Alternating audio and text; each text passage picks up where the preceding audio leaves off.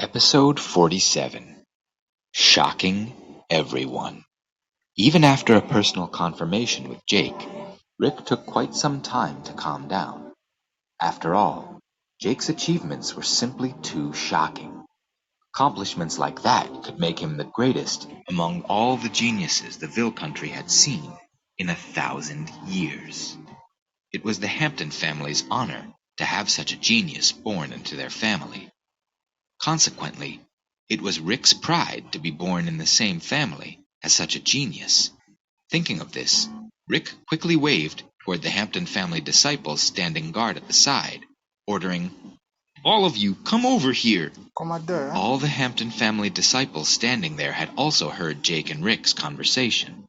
However, none had been in contact with Jake before, so, despite feeling shocked due to Jake's current achievements, their surprise was not as deep as Rick's, but they were still fascinated. Therefore, as soon as they received Rick's order, they rushed over and surrounded Jake. One of the pretty girls from the Hampton family asked Rick, "Is he really that trash from a year ago? What do you have to say for yourself?" "Rebecca Hampton, what are you talking about?" Rick countered nervously. When Rick heard the only girl on his team call Jake trash, he was filled with anxiety and embarrassment. He did not know Jake's character. Although Jake appeared to be approachable now, what would happen if he were angered? If the word trash set him off somehow, potentially no one here would leave the hunting grounds alive. "I'm sorry, Rick," Rebecca conceded, already regretting ever opening her mouth. "Rick," Jake interjected, realizing Rebecca had meant him no harm with her question. "It's fine. She's right to say I was trash a year ago." To him, his year-old injury wasn't an embarrassing topic. Instead, it was proof of his excellent talent, potential, and perseverance. A year ago, he could have been considered trash. A year later, he was a monstrous genius. Jake's approachable attitude calmed the nerves of the Hampton family disciples. Soon, they let show their eager curiosity as to how Jake had repaired his meridians and gained such shocking strength. Jake did not hide much. Apart from the replication ability, he told them everything. When the Hampton family disciples heard that Jake had cultivated for 2 months continuously, they were shocked, then ashamed of their own hard work. This was especially true for Rick. Although he had only a low level 8 talent, there hadn't been much difference in their strength when they had only just started cultivating. Now, he had cultivated for nearly 2 years, yet he was still only a level 6 energy refiner. By contrast, Jake had cultivated for 2 months, and he could now defeat peak level 7 energy refiners. Despite being a mere level 4 energy refiner, his strength could rival the strength of level 8 energy refiners. This embarrassed Rick to no end. At the same time, it strengthened his resolve to cultivate more. After all, nearly every participant in the contest had cultivated for nearly 2 years now, yet not one of them could beat the 2-month-old novice. As for those select few who had participated in the contest after cultivating for only a single year, they could be divided into 2 categories. First, there were the geniuses with outstanding talent who had made rapid progress thanks to their abundant resources. The second was the ordinary cultivators who were just here to work hard, hoping they would obtain something useful along the way. "Rick, how many jade plates do you have now?" Jake asked once everyone had a chance to introduce themselves. However, the second Jake asked this question, the harmonious atmosphere vanished.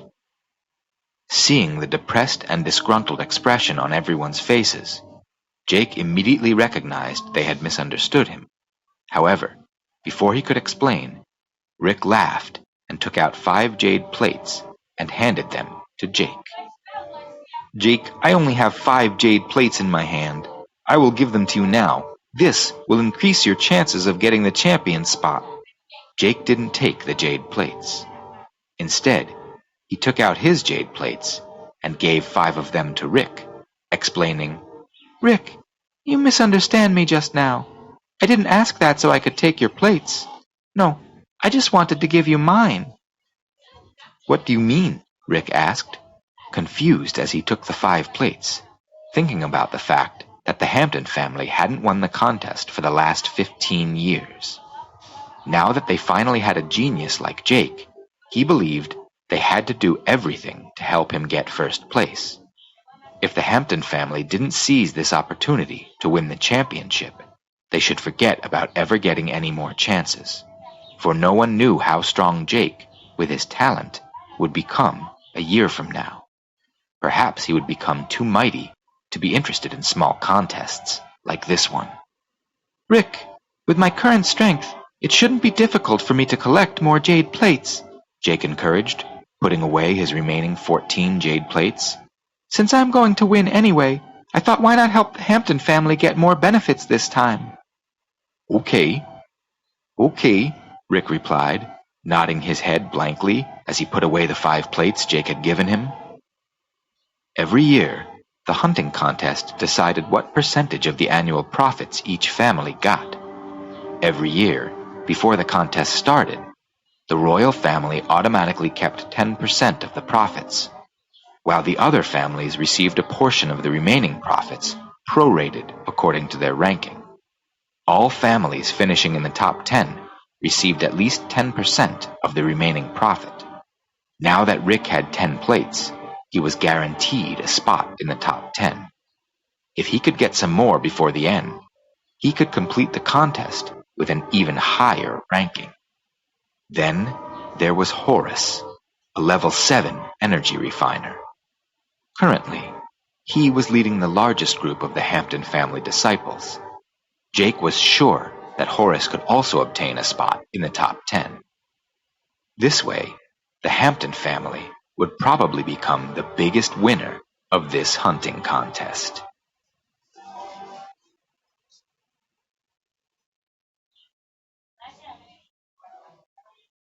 Misunderstood you just now, Rebecca apologized. I thought you were the same as Horace and wanted... Episode 48. Idiot. Jake, I'm sorry for having misunderstood you just now, Rebecca apologized. I thought you were the same as Horace and wanted only to take Rick's jade plates for yourself.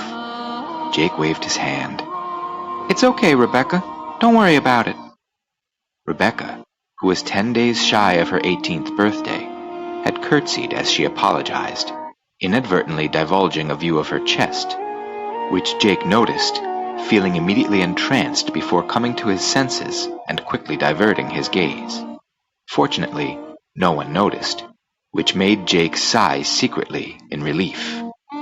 After resolving the misunderstanding, the atmosphere was back to being harmonious and even lively among them.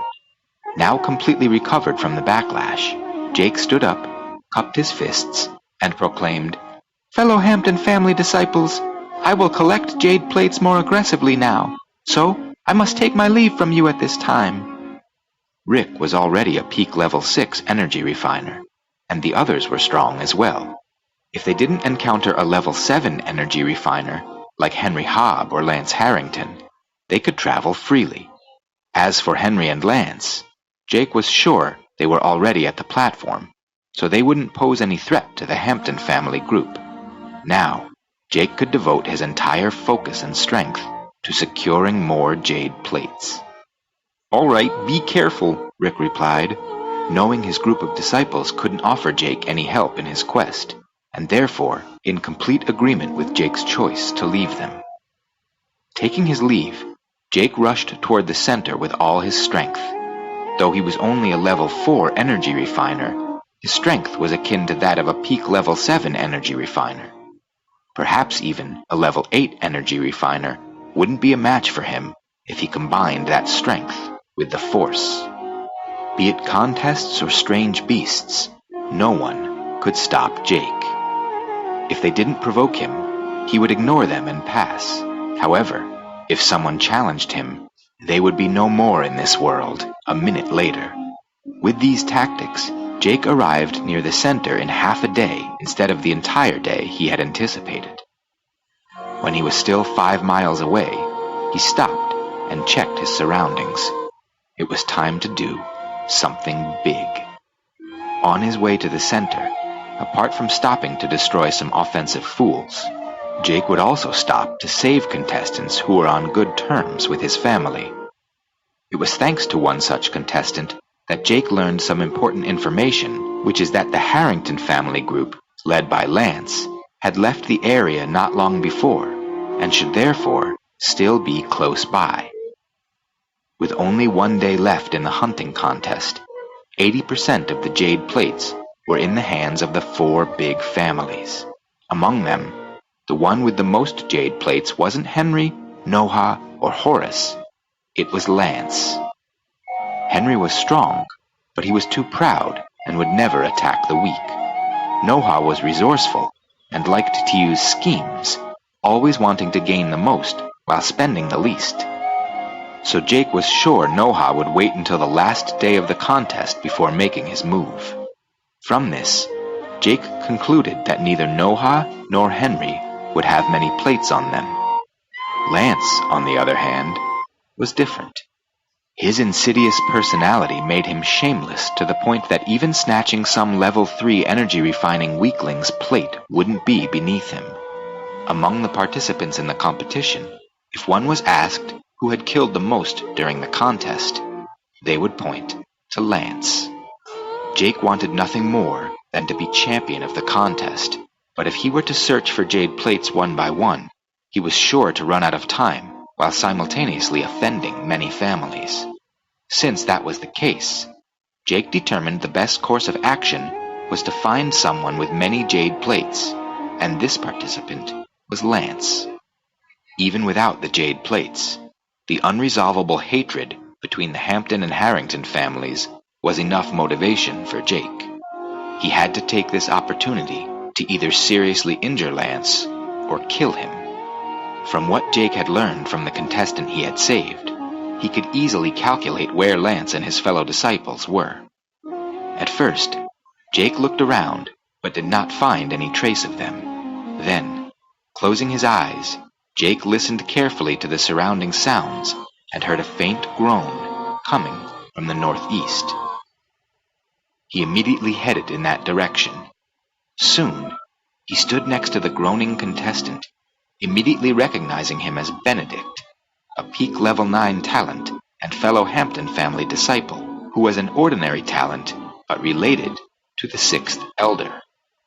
Jake's expression changed, and with an urgent tone, he asked, "Who did this to you?" The 6th Elder was one of the few peak level 10 body refining experts of the Hampton family, and was an elder with high authority in the family. Benedict's life was good thanks to that. Though his talent was ordinary, he had plenty of cultivation resources, and in just 2 years had become a level 5 energy refiner. Now, he was just a step away from level 6. "Weren't you in Horace's group?" Jake continued, already having a vague feeling when he saw the fatal wounds on Benedict's body, seeing in them the sinister and terrifying personality of his attacker. "It was Lance Harrington," Benedict replied, before recounting what had happened. "Idiot!" Jake exclaimed, having heard of Horace's actions. Episode 49. 40 Seconds. According to Benedict, what had happened was very simple. Half an hour previously, Horace and his group had encountered Lance and his group. Now, if Rick had been leading Horace's Hampton family group, he would have immediately signaled the group to retreat. The Harrington family was stronger overall, and composed of a greater number of genius cultivators than the Hampton family was. Moreover, Horace was the only strong disciple in his group, since Rick and Hector had split off with their groups. On the other hand, in addition to Lance, the Harrington family group had many strong younger generation experts. However, contrary to common sense, Horace hadn't signaled to retreat. Not only that, but he challenged Lance in a vain attempt to prove he was the second strongest among the Ville country's younger generation. Had Horace been fighting Henry, this would have been a good idea. Henry's pride would have made him fight fair and square. He wouldn't have resorted to underhanded tactics. However, the treacherous Lance had a reputation to protect. The matter developed just as anyone would expect. Although Lance readily agreed to Horace's challenge to a duel, he immediately ordered the Harrington family disciples to join the fray when the fight began. This caught Horace off guard. Immediately, 3 Hampton family disciples died, and 1 was left grievously injured. Seeing the unfavorable situation, Horace made his group retreat. "Where did they retreat to?"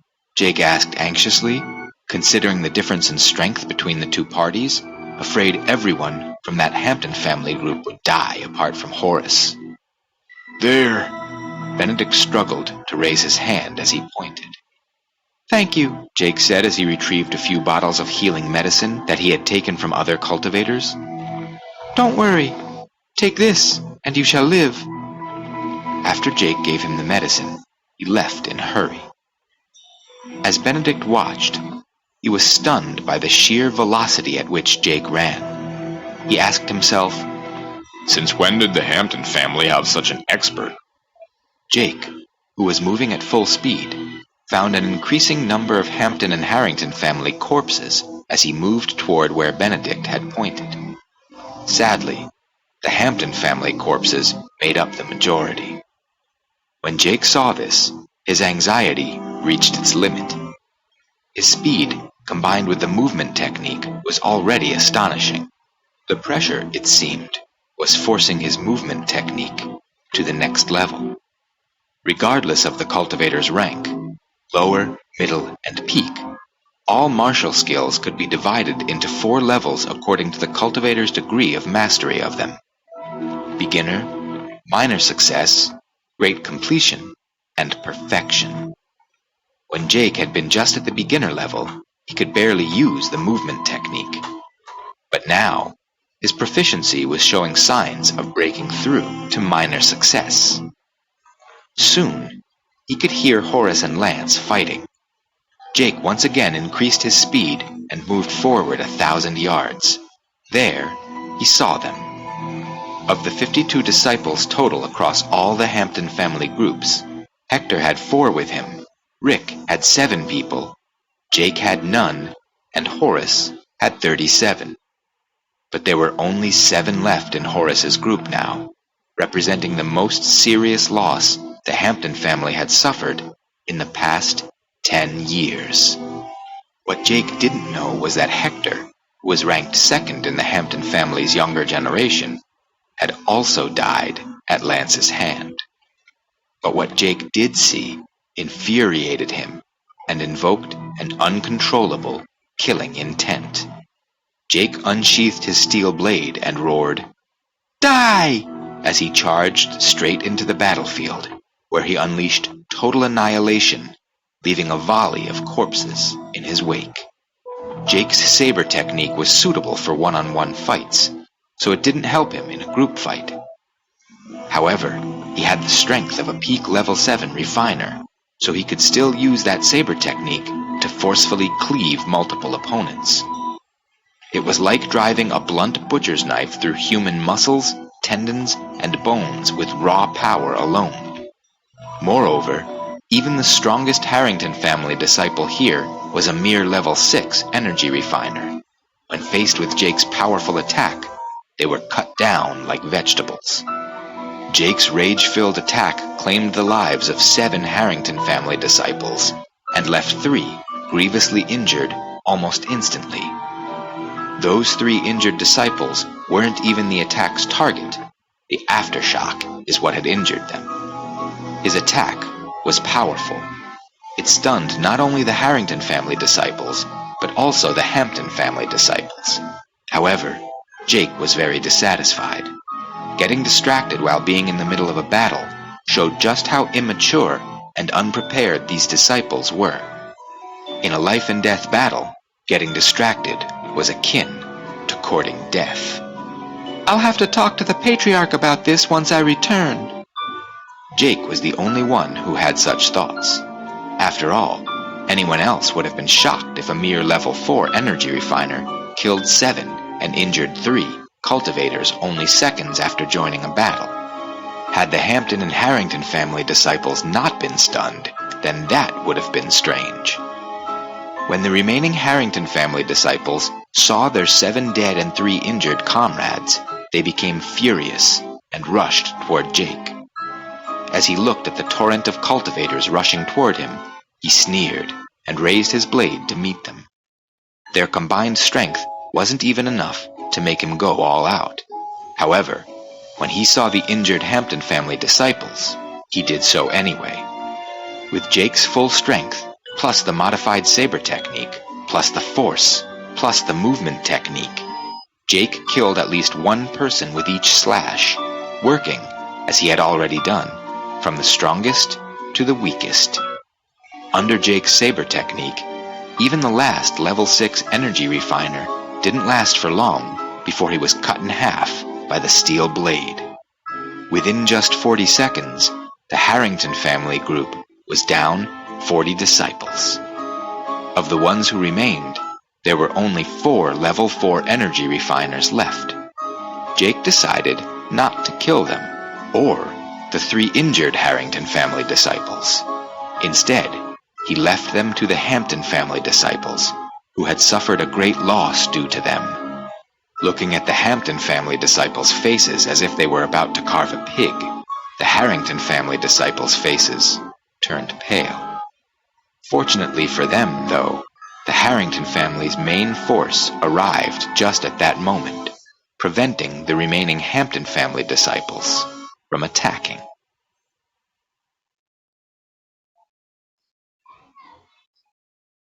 Episode 50, Killing Lance, Part 1. Not far from where Jake had slaughtered the Harrington family disciples, Lance was fighting Horace. When he heard the miserable cries of his fellow disciples, he immediately left his fight, despite having the upper hand, though he rushed back with all his strength. Only 4 Harrington family disciples remained by the time he got back. Furthermore, these 4 disciples all had poor talent and no potential. Lance went almost berserk when he saw the miserable scene in front of him. Although he was the Harrington family's younger generation leader, his future development was just as certain as Horace's. He could easily with time obtain the patriarch position, but that was just one of the many possibilities. Similar to how Jake's re-emergence had seriously threatened Horace's position as heir to the patriarchy, many Harrington family rivals had emerged to threaten Lance's inheritance. He was the strongest among the younger generation, for now. While the Hampton family didn't have many talents who could become heir to their patriarchy, the Harrington family had too many talents. Lance's generation alone had 3 young experts who rivaled him in both talent and potential. Despite not being much older than Lance was, all 3 of them had already broken through the body refining realm. So when someone claimed that Lance was the strongest among the Harrington family's younger generation, what they meant was that he was the strongest among those with energy refining realm cultivation. If he wanted to become patriarch, he would have to surpass their strength, prestige, and influence in the family. And the hunting contest was a great opportunity for this. From the very beginning, Lance knew he was no match for Henry, so he formed a single group of all the Harrington family participants and went on a killing and stealing streak with them. He planned on getting enough plates to earn the champion spot and then hiding with his clansmen until the competition was over.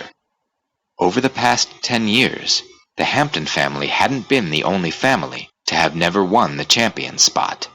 The same could be said about the Harrington and Ville families. If Lance could win the competition this time, not to mention the rewards, his reputation and influence in the Harrington family would skyrocket. However, getting many jade plates wasn't the only step toward achieving this goal. There was another. He had to bring back all the Harrington family participants safely. After all, these disciples who had gone through the competition with him could become his loyal followers, and his biggest bargaining chip in the fight against the patriarchy. When they were fighting for jade plates in the early stages of the contest, the Harrington family lost a few experts. Lance's heart ached for them, but he had to accept it, even though he had to do so reluctantly. After all, how could no one die in a life-and-death battle? However, when he began fighting Horace's group, more than a dozen died because of his carelessness. He couldn't bear that. Lance could have easily defeated Horace with his strength. However, he failed to do so, and it wasn't because Horace was stronger than he was. It was because Horace had a supreme grade 10 times refined steel blade and armor that could withstand the attack of a level 8 energy refiner. Horace could keep fighting him because of the protection of these two treasures. In a moment when Lance wasn't paying attention, Horace had launched a sneak attack, resulting in the death of a dozen Harrington family disciples. Unable to tolerate the loss, Lance deliberately lured Horace away from the battlefield to allow the remaining Harrington family disciples to slaughter the Hampton family disciples alone. However, unexpectedly, Lance lost many more experts at the hands of a hidden Hampton family expert than he had at the hands of Horace's sneak attack. By the time Lance reacted, all the important disciples of the Harrington family were dead. Lance looked at the remaining 4 disciples, and tears began streaming down his face. He roared ferociously into the sky before rushing toward Jake. When Horace realized their helper was Jake, he didn't continue to attack. Instead, he pretended to be in a daze. His heart was bursting with joy, remembering a great many disciples his own Hampton family had lost due to his mistake, and the punishment he would suffer as a result following the end of the hunting contest. This could undermine his influence as well as hinder his dream of gaining the patriarchy. Considering the situation, Lance realized that if he were to eliminate Jake now, no one could threaten his position as successor. Then, no matter what punishment he would have to bear in the future, it would be acceptable. Lance was both a sword expert and proficient in using an 8-inch dagger, with moves that had certain slyness to them, similar to his personality. It was Jake's first time facing an expert proficient in the use of a dagger. Despite this initial disadvantage, Jake was in no hurry to finish the battle using all his strength and trump cards. He did his best to block Lance's attacks and absorbed the enlightenment and experience brought along by these attacks. Daggers leave life and death just an inch apart, he pondered. Lance used all the dagger techniques in his arsenal, each one more dangerous and insidious than the last. The moves were remarkably profound and would have been hard for ordinary cultivators to dodge. However, Jake's basic saber technique also had defensive moves. Thanks to them, he blocked all Lance's attacks. As Jake got more and more used to Lance's attacks, he began counterattacking while defending. Seeing Jake was at a disadvantage at the beginning, the Hampton family disciples became anxious. When they saw that Horace was just standing on the sidelines, they couldn't help but ask him to assist. "Horace, hurry up and help him," they urged. However, it was precisely Jake who stood in Horace's way of achieving his goals, and there was a perfect opportunity to get rid of him. Horace coughed a few times and pretended to be injured, pleading, "I want to help, but I'm seriously injured. I can't even exert 10% of my full strength. I'm afraid I would do more harm than good." The disciples accepted this, as just 10% of a level 7 energy refiner's strength was equivalent to 100% of the strength of a level 6 energy refiner, so not using even 10% meant Horace was truly weak. However, Horace's face was glowing, and he seemed uncontrollably happy. These weren't the signs of a seriously injured individual. The Hampton family disciples saw this, but they had no way of persuading him, even though many of them were smart enough to notice the little clues and knew Horace was intentionally avoiding help. Although Horace's selfishness angered them, they could do nothing about it, as they were weak and had no standing, and did not want to offend Horace. In the end, they could only watch the battle in silence.